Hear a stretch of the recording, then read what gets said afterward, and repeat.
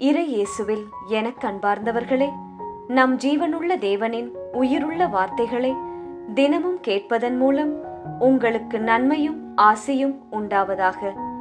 இன்றைக்கு நம் உள்ளத்தில் ஆண்டவர் பேச விரும்புகிற திருவசனம் திருப்பாடல்கள் 124 அதிகாரம் 7 திருவசனம். வேடர் கண்ணிக்கு தப்பி பிழைத்த பறவை போல் ஆனோம், கண்ணி அருந்தது, நாம் தப்பி பிழைத்தோம். இறை இயேசுவில் எனதருமை நண்பர்களே, உங்கள் அனைவருக்கும் நம் இயேசுவின் அன்பை உரித்தாக்குகின்றேன். இன்றைய புனிதராம் புனித காமிலஸ் டி லெலிஸிடம் நமக்காக இறை இயேசுவிடம் பரிந்து பேசி அவரின் மேலான இரக்கத்தை பெற்று தரும்படி மன்றாடுவோம். இன்று ஜூலை மாதம் 14 நாள், திங்கள் கிழமை. ரீசெண்டாக நான் கேட்ட ஒரு காணொளியில் மிக அழகான வாக்கியம் ஒன்று இருந்தது. Life is sufficient to celebrate என்பதாய், வாழ்க்கை மட்டுமே போதுமானது நீ மகிழ்ந்திருக்க என்பதாய் அது கூறுகிறது. வேறு எதுவுமே தேவையில்லை. இந்த பகல் நீ விழித்திருக்கின்றாய், நல்ல கைகால் சுகத்தோடு இருக்கின்றாய் என்பதே வாழ்க்கையை நீ கொண்டாட போதுமானதாம். எனவே நிரந்தரமற்ற எதையும் நினைத்து ஏங்காமல் ஆண்டவராம் இயேசுவை பற்றி கொண்டு இந்த நொடி வாழ்க்கை, அதை மகிழ்ச்சியாய் வாழ்வோம் நண்பர்களே. இன்றைய முதல் வாசகம் கூறுகிறது, எகிப்தில் புதியதாய் தோன்றிய மன்னன் இஸ்ரவேல் மக்கள் எண்ணிக்கையில் பெருகிவிடாதவாறு தந்திரமாய் செயல்படுவோம் என்று கூறினானாம். அதனால் கடுமையாக வேலை வாங்கினான், ஒடுக்கினான், கவனிக்க அதிகாரிகளை நியமித்தான். ஏன் அப்படி செய்தான்? இஸ்ரவேல் மக்களை கண்டு பயந்தான் பார்வோன்.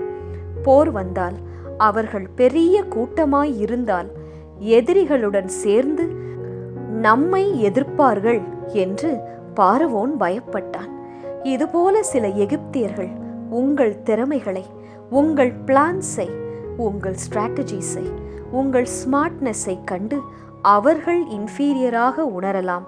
குடும்பத்திலும் சரி, வேலையிடத்திலும் சரி. அதனால் உங்களை மட்டம் தட்டலாம். இஸ்ரவேல் மக்களுக்கு நடந்ததை போல கடினமான வேலைகளை உங்களுக்கு தரலாம்.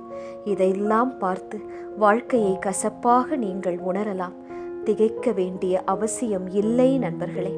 இன்றைய திருப்பாடல் கூறுகிறது, ஆண்டவரின் பெயரே நமக்கு துணை, ஆண்டவர் உங்கள் சார்பாக இருக்கிறார் என்று நீங்களே சொல்வீர்களாம்.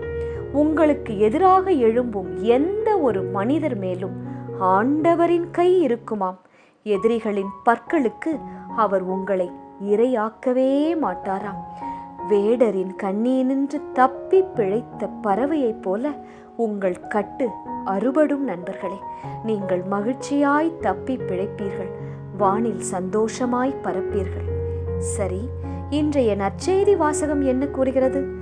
நீதியின் பொருட்டு துன்புறுத்தப்படுவோர் பேறு பெற்றோர், ஏனென்றால் விண்ணரசு அவர்களுக்கு உரியது என்று கூறுகிறது.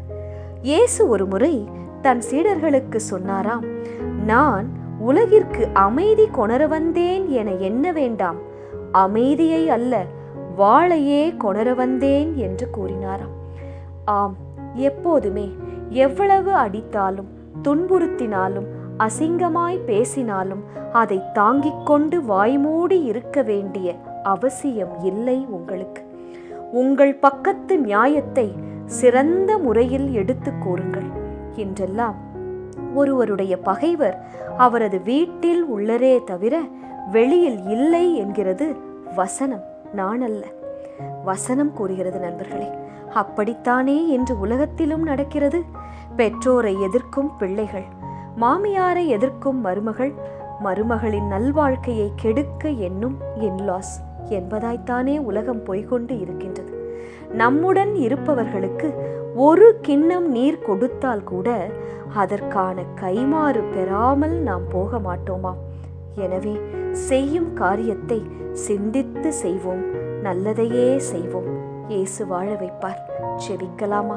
இயேசுவே, உம் பொருட்டு நாங்கள் எதை இழக்கிறோமோ அதை காத்து கொள்கிறோம். உங்களை ஏற்றுக்கொள்பவர் என்னை ஏற்றுக்கொள்கிறார், என் தந்தையையும் ஏற்றுக்கொள்கிறார் என்று சொன்னீரே இயேசுவே. நாங்கள் நேர்மையாளராய் வாழ்ந்து அதற்குரிய கைமாறை உம்மிடமிருந்து பெற அனைவரையும் ஏற்றுக்கொண்டு வாழ எங்களுக்கு அருள் புரியும். ஆமேன். இயேசு கிறிஸ்துவின் பெரிதான நாமத்தின் நிமித்தம் ஜெபிக்கிறோம். ஆமென். ஒவ்வொரு நாளும் உங்கள் உள்ளத்தில் ஆண்டவர் பேச விரும்புகிற இறை வார்த்தையை தெரிந்து கொள்ள ரோசரி பிரேயர்ஸ் சேனலை சப்ஸ்கிரைப் செய்யுங்கள். மேலும் உங்கள் நண்பர்கள் மற்றும் உறவினர்களுடன் ஷேர் செய்யுங்கள். நன்றி.